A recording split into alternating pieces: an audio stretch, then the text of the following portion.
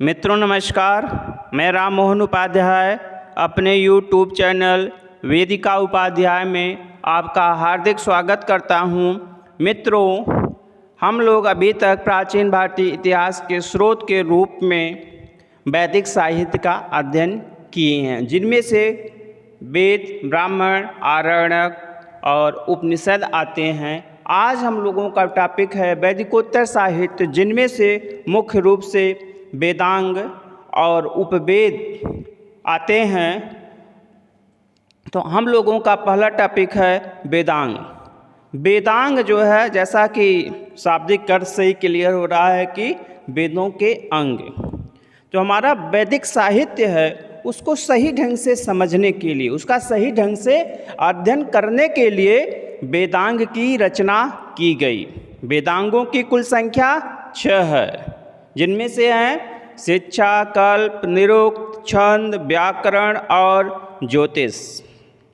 और वेदांग साहित्य जो है केवल गद्य शैली में रचित हैं, पद्य शैली में इनकी रचना नहीं की गई। एक क्वेश्चन कभी कभी आता है कि वेदांग साहित्य किस शैली में रचित हैं?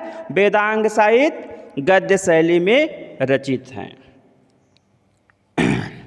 तो वेदों की कुल संख्या 6 अभी हम लोगों ने पढ़ा, तो इसमें सबसे पहले हम लोग शिक्षा के विषय में अध्ययन करेंगे। वैदिक स्वरों के शुद्ध उच्चारण के लिए शिक्षा शास्त्र की रचना की गई थी, जिसे स्वर विज्ञान के नाम से भी जाना जाता है। इसका प्रथम ग्रंथ जो है गायलम है, और इसके प्रथम प्रवर्तक वामज जी हैं। मित्रों, इसके बाद आता है कल्प। कल्प का अर्थ होता है कर्मकांड या नियम, कर्मकांड या विधिनियम या नियम। तो ऐसे नियम, ऐसे विधियां जो सूत्र में लिखे गए हैं उन्हें कल्प सूत्र कहते हैं, या सूत्रों में रचित होने के कारण उन्हें कल्प सूत्र कहते हैं। कल्प के कुल 3 भाग हैं, या कल्प 3 प्रकार का होता है। पहला है श्रौत सूत, दूसरा है गृह सूत, तीसरा है धर्म सूत।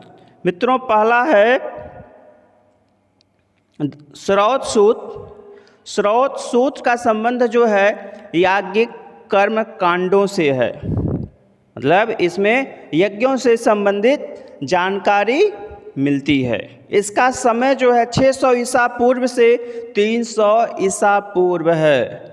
इसे इसीलिए वैदिकोत्तर साहित्य के अंतर्गत रखा गया है। वैदिक काल का समय जो है 1500 ईसा पूर्व से 600 ईसा पूर्व तक माना जाता है। इसके बाद हमारा वैदिकोत्तर काल शुरू हो जाता है, जिसमें जो अगर स्रोत सूत्र का समय देखिए तो 600 ईसा पूर्व से 300 ईसा पूर्व है। श्रौत सूत्र का एक महत्वपूर्ण भाग है शुल्ब सूत।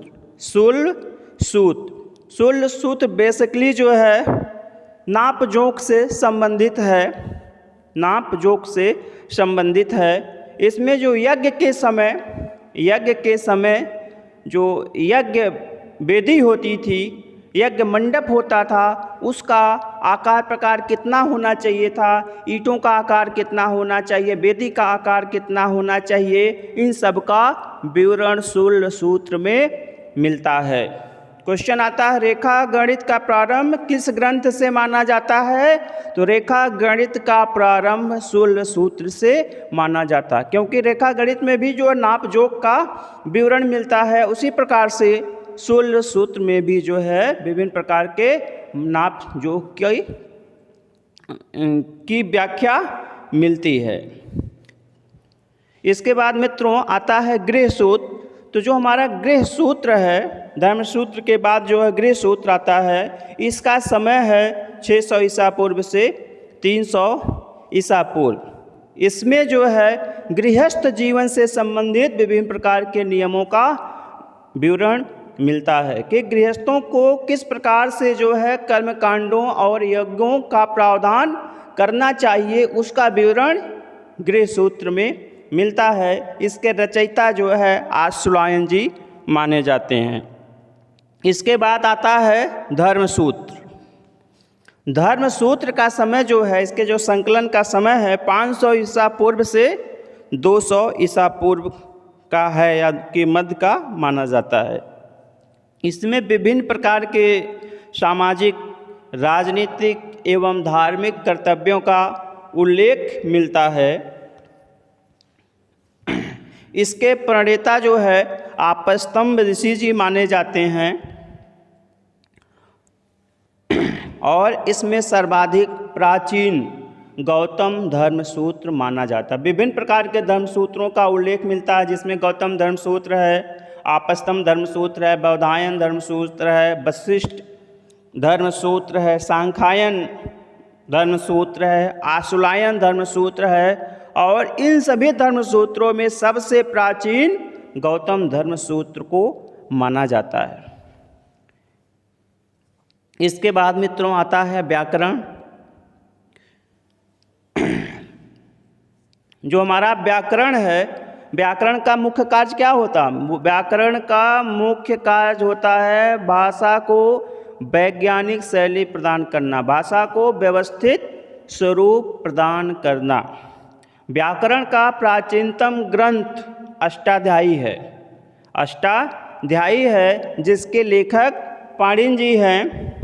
और व्याकरण के अन्य प्रसिद्ध ग्रंथ हैं महाभाष्य है, वार्तिक है। महाभाष्य के लेखक पतंजल जी हैं जिनका काल जो है शुंग काल में है, और वार्तिक के लेखक कात्यायन जी हैं, वार्तिक के लेखक कात्यायन जी हैं और इनका समय लगभग 4वीं शताब्दी ईस्वी माना जाता है।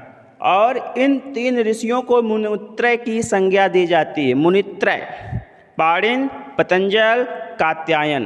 प्रश्न आता है मुनित्रय से हमारा क्या ऐसा है? 3 मुनियों का, 3 ऋषियों का एक समूह है जिसमें पाणिनि जी हैं, पतंजल जी हैं और कात्यायन जी हैं। वार्तिक का लेखक कौन है? कात्यायन जी हैं। महाभाष्य के लेखक कौन है? पतंजल जी है। पतंजल का समय कब है? 2री शताब्दी ईसा पूर्व। पतंजल किस शासक के पुरोहित थे? पुष्यमित्र शुंग के पुरोहित थे। इस प्रकार से प्रश्न आते हैं। इसके बाद मित्रों आता है निरुक्त।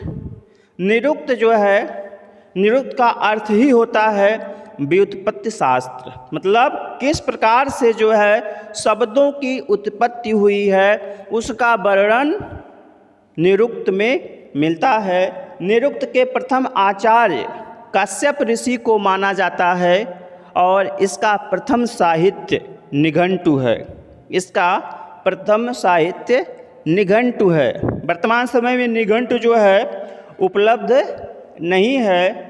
निघंटु के रचनाकार कश्यप ऋषि जी हैं। निरुक्त जो है एक इसका महत्वपूर्ण ग्रंथ निरुक्त जो है उसके रचनाकार जो यास्क ऋषि हैं, उसके रचनाकार यास्क ऋषि हैं। यास्क ऋषि का समय भी लगभग 5वीं शताब्दी ईसा पूर्व के आसपास का है। इसके बाद आता है छंद।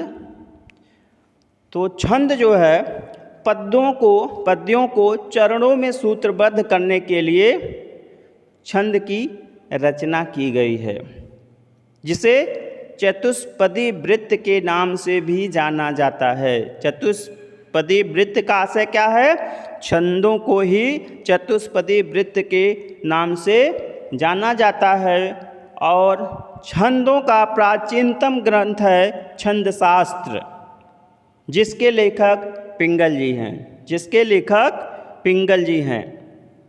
एक कात्यायन रचित एक ग्रंथ है सर्वानुक्रमणिका। सर्वानुक्रमणिका कात्यायन जी की रचना है। उसमें जो है छंदों के कुल 7 स्तर बताए गए हैं। गायत्री छंद है, उष्णिक छंद है, अनुष्टुप छंद है, बृहति छंद है, पंक्ति है, त्रिष्टुप छंद है एवं जगती छंद है। इसमें जो है छंदों से संबंधित विस्तृत विवेचन मिलता है कि छंदों के रचना किस प्रकार से हुई है। मित्रों, छंद के बाद जो है आता है ज्योतिष। ज्योतिष जो है ब्रह्मांड एवं नक्षत्रों के विषय में, ब्रह्मांड एवं नक्षत्रों के विषय में भविष्यवाणी ज्योतिष शास्त्र का या ज्योतिष का विषय है।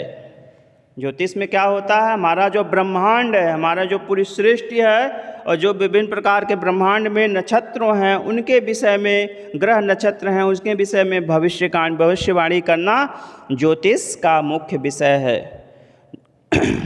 ज्योतिष का प्रथम ग्रंथ अगर पूछा जाए तो वेदांग ज्योतिष है, जिसके लेखक या जिसके सृष्टा हैं लगध मुनि।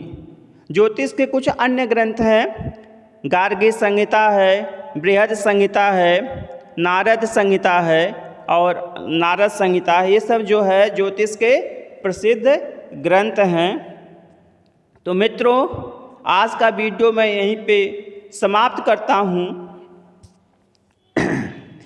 और आपसे यह उम्मीद करता हूँ कि आप हमारे वीडियो को लाइक, सब्सक्राइब, शेयर और बेल आइकन अवश्य बजाएंगे। साथ ही साथ पूरी वीडियो भी देखेंगे, जिससे पूरे वीडियो के विषय में, पूरे टॉपिक के विषय में आपको पूर्ण जानकारी हो सके। धन्यवाद।